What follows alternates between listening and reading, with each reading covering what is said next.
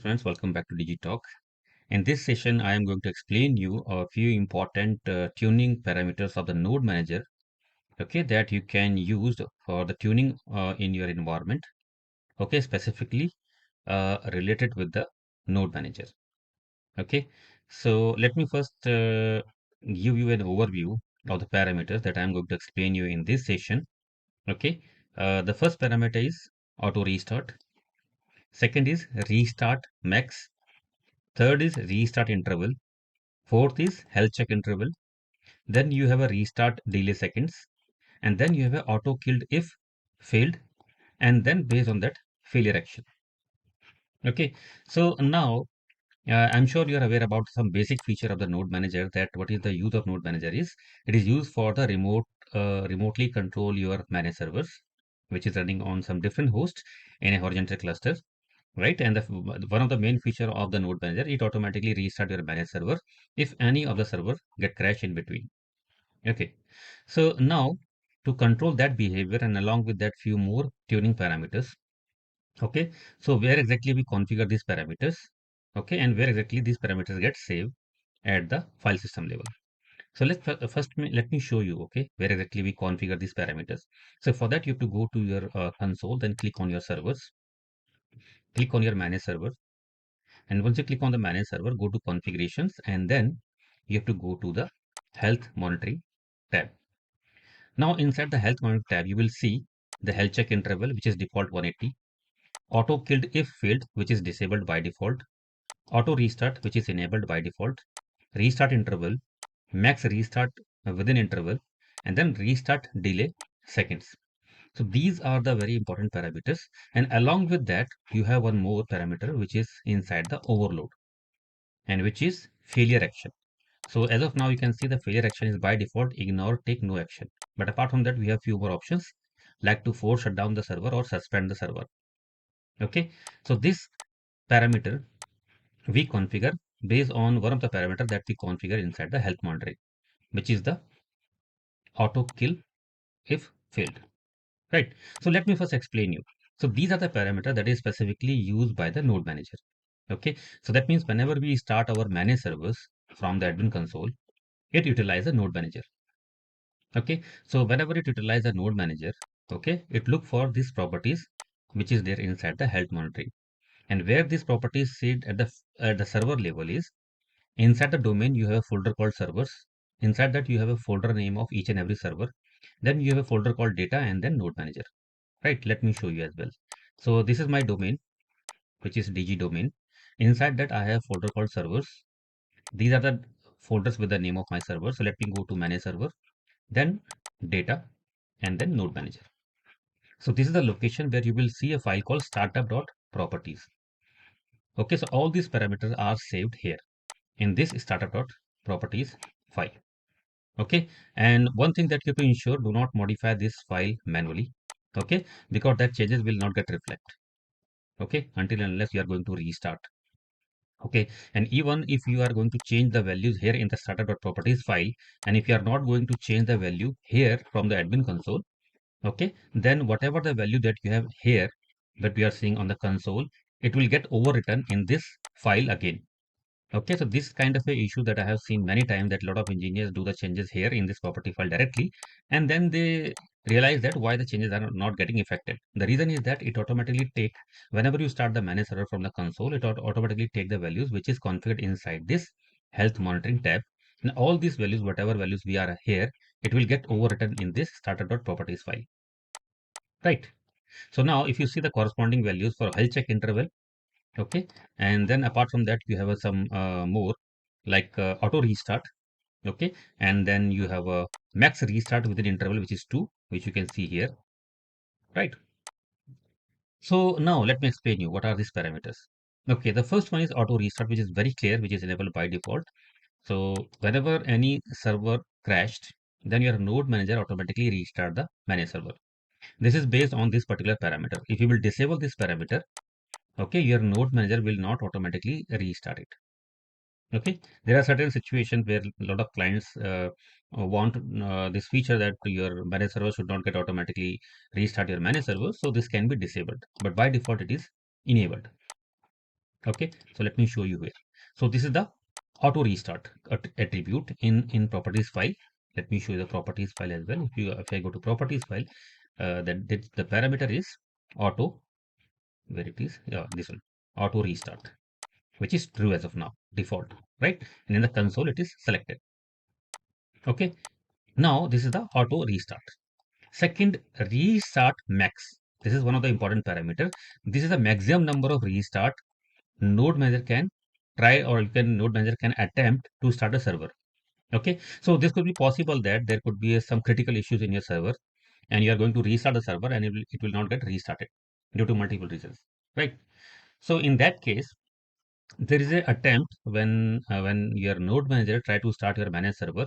Okay, so for that you can configure the max restart within interval. So by default it is 2. That means if your server get crash, your node manager will try to start it 2 times by default, because this value is 2. Okay, and if the managed server will not come up in 2 attempts, then after that it will not try to start.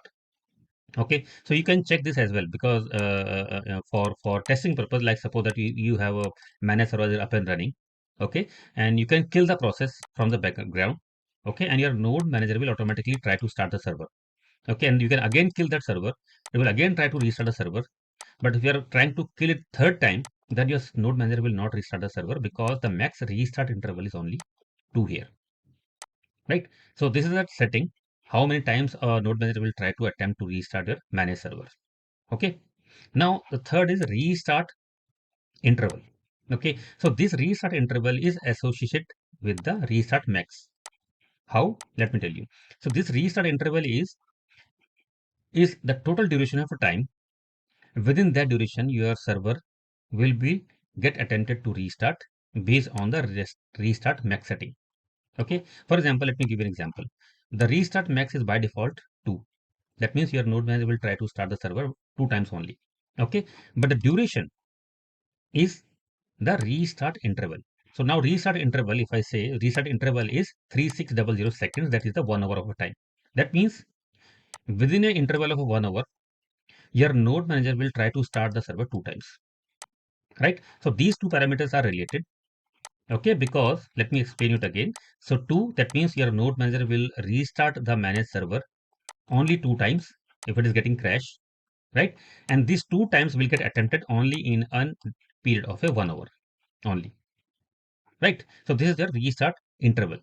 Now health check interval, which you can see from the console.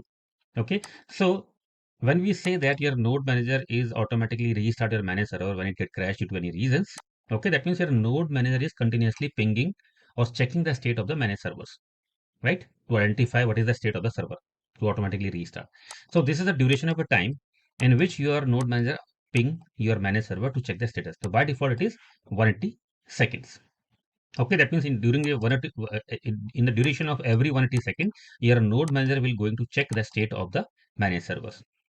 Okay, and then you have a restart delay second. This is again one of the important parameter. So here you can say restart delay second, which is 0. So that means suppose your server is get crashed and your node manager trying to restart your server. Okay, so in that case, if the delay second is 0, that means as soon as your server get crashed, your node manager will try to start the server immediately. Okay, let us take an example. We have given the max restart interval as a 2 times, right? So suppose that your node manager tried to restart the managed server, but it get crash again. Okay, and then to take a second attempt to restart to start your managed server. Okay, it will not wait for any duration. It will immediately start the managed server again. So sometimes this create a problem, because whenever we shut down a server, or any time a server get crashed, there are a lot of TCP connections or TCP ports that need to be cleaned, which take a fraction of time, seconds, or maybe a few seconds to clean.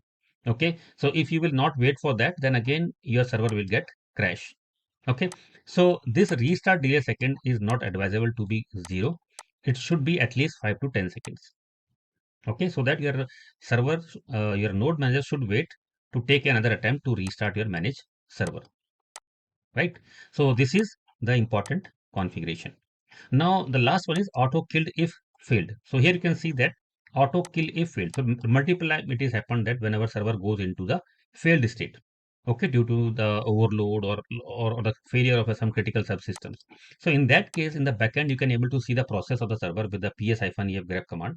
Okay, but actually the state of server is failed and it is not processing any request, right? So if this is a situation, your server is failed, but the process is still there, okay, then your node manager will not try to restart that. Why? Because the process is there. Because node manager always look for the process of your managed server. So what happen in that case? Your server is failed and your node manager is not restarting the server. So for that, you have an option auto killed if failed. That means you can select this option to enable this. That means what will happen if the server get in the failed state, then your node manager will automatically kill that server. Okay. And now if I'm saying auto killed if failed, so for that you have to enable the corresponding parameter inside the overload, which is failure action, force immediate shutdown of the server. So that means if a server is going in a overload state, okay, or a failed state, then you can configure this parameter, which is force immediate shutdown of the server. So in this situation, your server will get shut down automatically. And once it is shut down, after that, your node manager can restart your managed server. So these are some important tuning parameters of your node manager that you can configure from the console, okay, and which is get stored in the startup.properties file here. Okay, you can check the default values either from here or you can check it from the console as well. Okay, but make sure you are not changing the file changes in the file manually. You are always changing it from the console. Otherwise, your parameters will get overwritten once you will restart the server or node manager. Okay, thank you.